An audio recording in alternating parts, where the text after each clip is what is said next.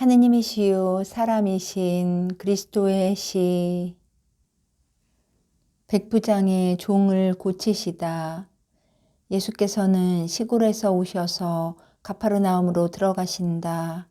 예수와 함께 12 제자, 아니 요한은 거기 없으니까 11 제자가 있다. 사람들이 늘 하는 인사를 하는데 그 표현이 매우 다양하다. 어린이들의 아주 순진한 인사에서부터 약간 수줍은 여자들의 인사, 기적을 입은 사람들의 넋을 잃은 인사, 이상 야릇하고 빈정거리는 인사에 이르기까지 온갖 취미의 인사가 다 있다. 그리고 예수께서는 모든 사람에게 답례를 하시는데 사람들이 인사하는 모양에 따라서 달리 하신다. 어린이들은 쓰다듬어 주시고 여자들에게는 축복을, 기적을 입은 사람들에게는 미소를, 다른 사람들에게는 깊은 경의를 주신다. 그러나 이번에는 보통 인사에 그곳의 백부장으로 생각되는 사람의 인사가 합쳐진다.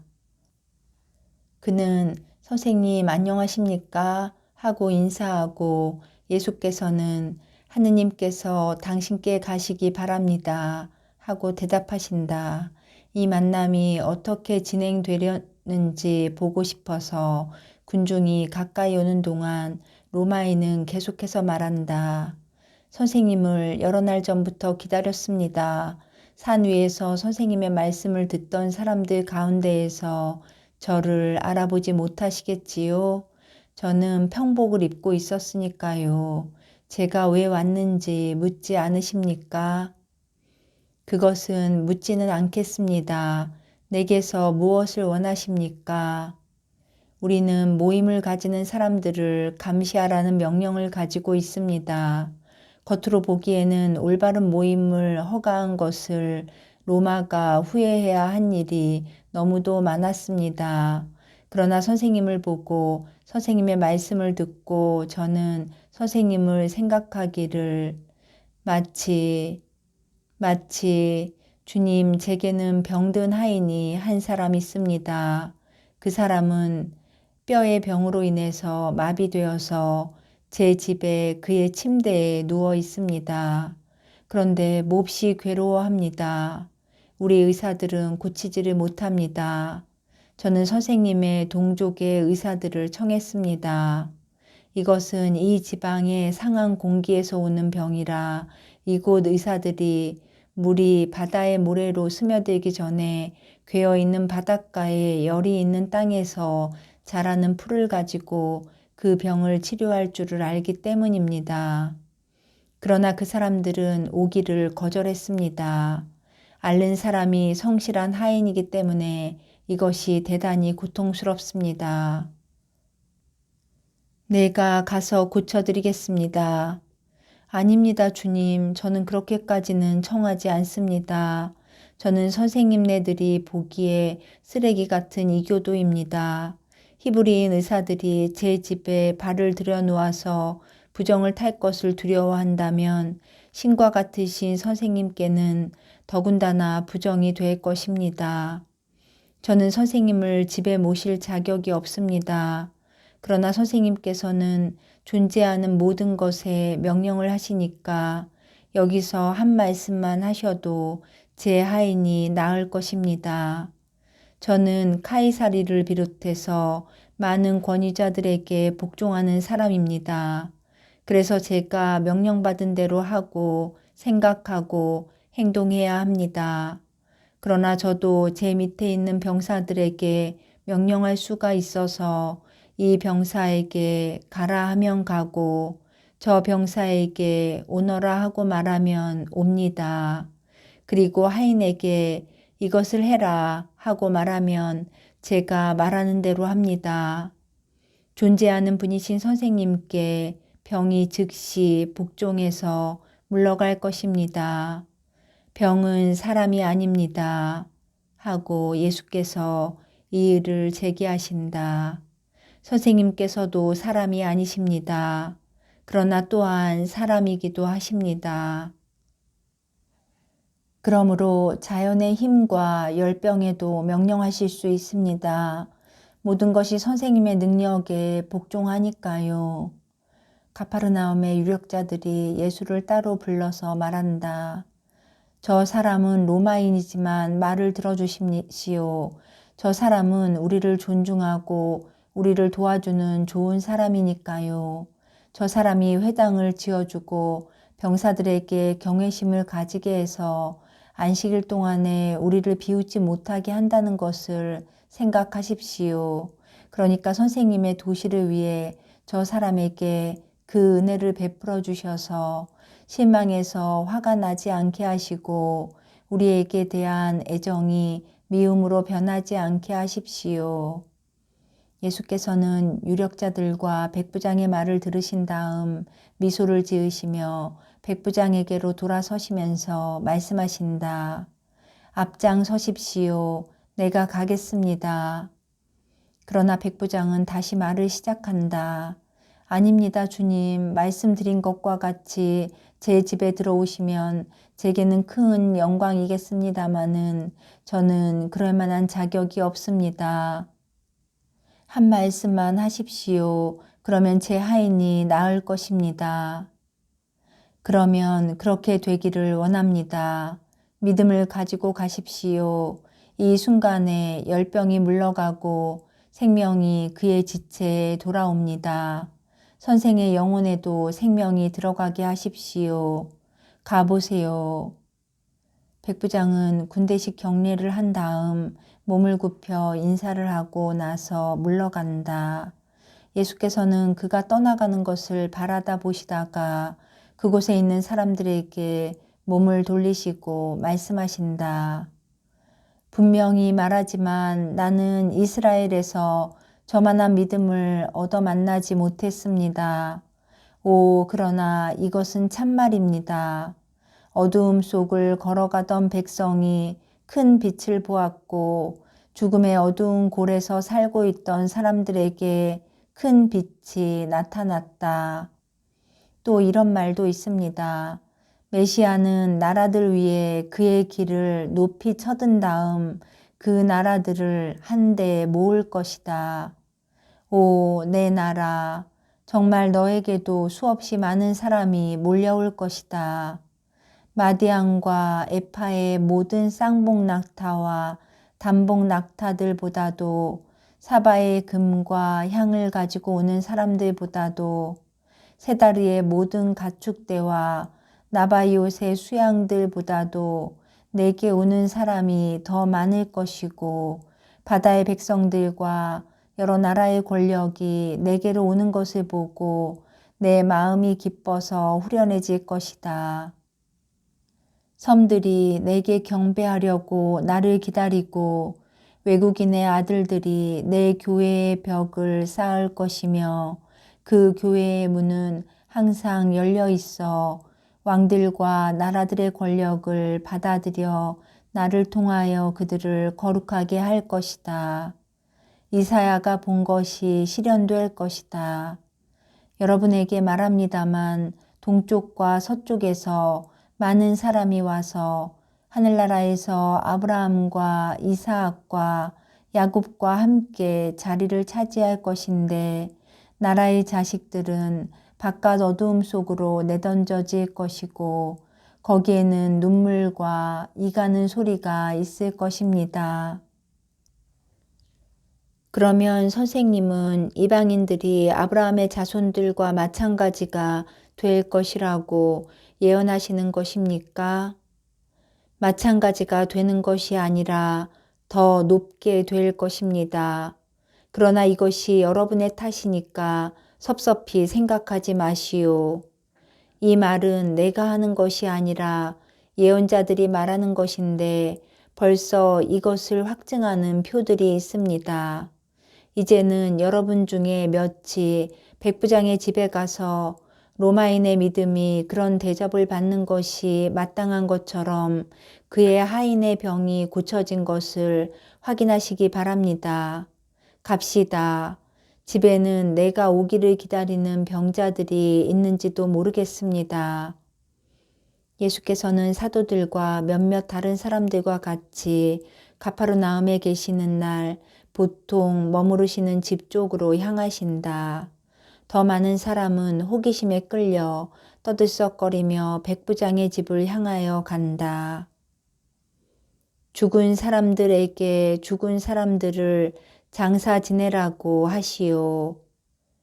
예수께서 11사도와 같이 호숫가를 향하여 가시는 것이 보인다. 11사도라고 한 것은 요한이 여전히 없기 때문이다. 예수 둘레로 많은 사람이 모여든다. 그 중에 많은 사람이 산 위에 있던 사람들이고 특히 예수의 말씀을 또 들으려고 가파르나움으로 예수를 찾아온 사람들이다. 그들은 예수를 붙잡으려고 한다. 그러나 예수께서는 이렇게 말씀하신다. 나는 모든 사람의 것입니다. 그리고 나를 차지해야 할 사람이 많이 있습니다. 돌아올 터이니 그때 나를 찾아오시오. 그러나 지금은 가게 내버려 두시오. 예수께서는 좁은 길에 몰려있는 군중 틈을 뚫고 나가시느라고 매우 고생을 하신다. 사도들은 예수를 지나가시게 놔두게 하려고 팔꿈치로 군중을 해친다. 그러나 곧 다시 이전 모양이 되는 물은 물질에 공격을 가하는 것과 같다. 그들은 또 화도 낸다. 그러나 쓸데없다. 그들이 거의 호숫가 가까이에 이르렀는데 점잖은 신분의 중년 남자 한 사람이 악착같이 싸움 끝에 선생님에게로 가까이 와서 그의 주의를 끌려고 어깨를 건드린다. 예수께서는 몸을 돌리시고 걸음을 멈추시면서 무슨 일입니까? 하고 물으신다. 저는 율법 교사입니다. 그러나 선생님의 말씀에 들어있는 것은 우리 계명에 들어있는 것과 비교가 안 됩니다. 저는 선생님의 말씀에 마음이 끌렸습니다. 선생님, 이제는 선생님을 떠나지 않겠습니다. 선생님 가시는 데는 어디든지 따라가겠습니다. 선생님의 길은 어떤 것입니까? 하늘의 길입니다. 저는 그 길에 대해서 말씀드리는 것이 아닙니다. 어디로 가시는지 여쭈어 보는 것입니다. 이 집 다음에는 어느 집에 들어가야 선생님을 만나 뵐 수 있겠습니까? 여우도 굴이 있고 새들도 보금자리가 있지만 사람의 아들은 머리둘 곳조차 없습니다. 내 집은 이 세상 전체입니다. 가르쳐야 할 사람들이 있고 위로해 주어야 할 불행이 있고 구속해야 할 죄인이 있는 곳이면 어디나 다 내 집입니다. 그러면 어디나 다란 말씀이군요. 선생이 말씀하신 대로입니다. 이스라엘의 박사이신 선생이 이 아주 어린 아이들이 내 사랑을 위해서 하는 것을 하실 수 있겠습니까? 여기서는 희생과 순종과 모든 사람에 대한 사랑, 모든 것과 모든 사람에 적응하는 정신이 요구됩니다. 친절은 사람의 마음을 끌어당기니까요. 치료하고자 하는 사람은 모든 상처를 들여다보려고 몸을 구부려야 하기 때문입니다. 그런 다음에는 하늘의 깨끗함이 있을 것입니다. 그러나 여기서 우리는 진흙 속에 있는데 우리가 발을 올려놓고 있는 그 진흙에서 벌써 잠겨버린 희생들을 빼내야 합니다. 여기는 진흙탕이 더 깊으니까 옷을 걷어 올려도 안 되고 멀리 떨어져도 안 됩니다. 깨끗함은 우리 안에 있어야 하는 것입니다. 다른 것은 아무것도 더 이상 들어올 수 없게 깨끗함이 우리 안에 속속들이 스며 있어야 합니다.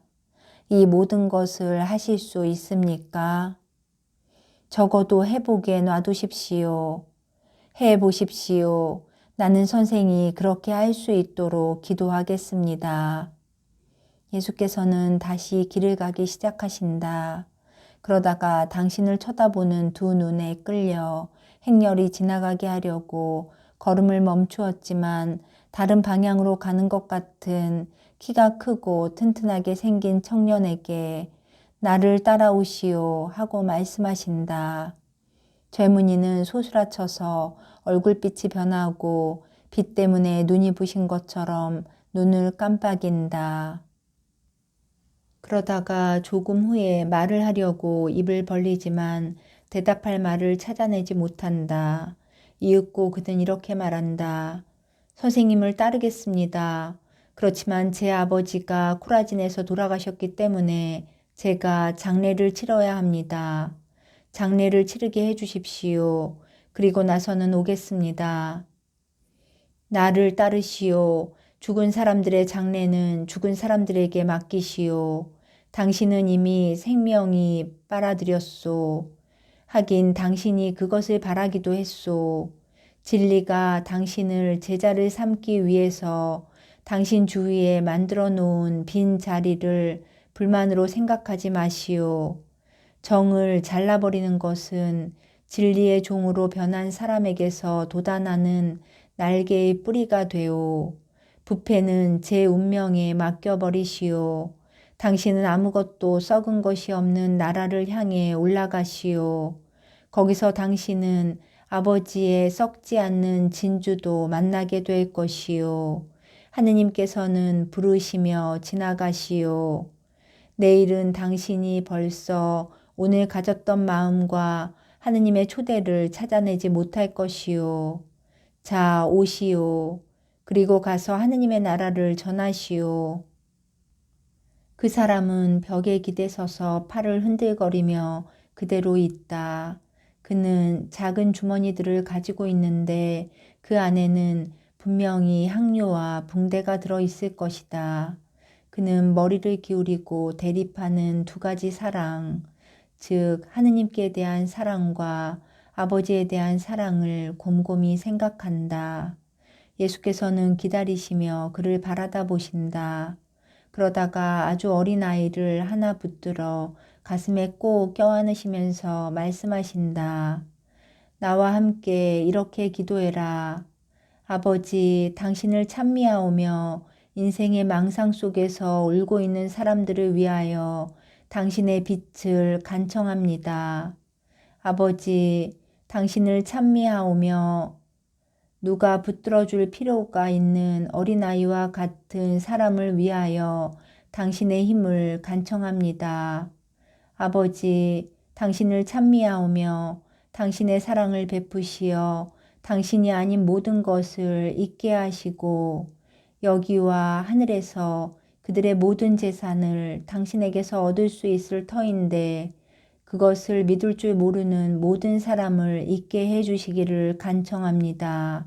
하고 그러니까 4살쯤 된 어린이인 꼬마는 그의 귀여운 손을 기도하는 자세로 깍지 끼어 예수의 오른손에 얹고 그 작은 목소리로 거룩한 말을 되풀이한다. 예수께서는 그의 포동포동한 손목을 두 꽃줄기인 양 잡고 계시다. 그 사람은 결심한다. 그는 꾸러미들을 동료에게 주고 예수께로 온다. 예수께서는 어린아이에게 강복을 주신 후 땅에 내려놓으신다. 예수께서는 젊은이의 양 어깨를 붙잡으시고 그의 용기를 돋워주고 그의 노력을 부축해 주시려고 이렇게 하고 걸어가신다.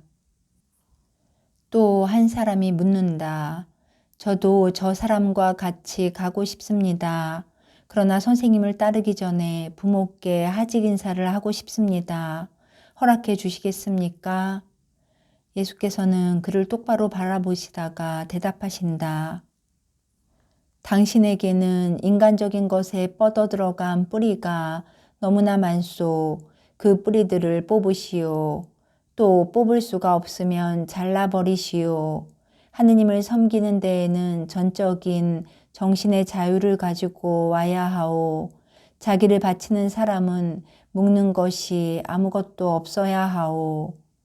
그렇지만 주님, 살과 피는 언제나 살과 피입니다. 저는 선생님이 말씀하시는 자유에 천천히 가겠습니다. 안 돼요, 안 돼. 당신은 결코 거기에 이르지 못할 것이요. 하느님은 상을 주실 때 무한히 너그러우신 것과 같이 많은 것을 요구하기도 하시오. 만일 당신이 제자가 되기를 원하면 십자가를 껴안고 와야 하오. 그렇지 않으면 보통 신자들 축에 남아있게 되오. 하느님의 종의 길이란 장미꽃잎이 깔린 길이 아니오. 하느님의 요구는 절대적이요. 마음의 밭을 갈아 하느님의 가르침의 씨를 뿌리려고 쟁기에 손을 댄 다음에는 아무도 그가 버린 것, 그가 잃은 것, 그가 보통 길을 따라갔으면 얻을 수도 있었을 것을 보려고 뒤돌아보아서는 안 돼요. 그렇게 하는 사람은 하느님의 나라에 알맞지 않소. 당신 스스로 애를 쓰시오. 스스로 씩씩하게 되시오. 그리고 오시오. 지금은 안 돼요. 호숫가에 이르렀다. 예수께서는 베드로의 배에 오르시면서 그에게 작은 목소리로 몇 마디 말을 하신다. 예수께서는 미소를 지으시고 베드로는 감탄하는 것 같이 보인다. 그러나 베드로는 아무 말도 하지 않는다. 예수를 따르기 위하여 아버지의 장례를 치르러 가지 않은 사람도 배에 오른다.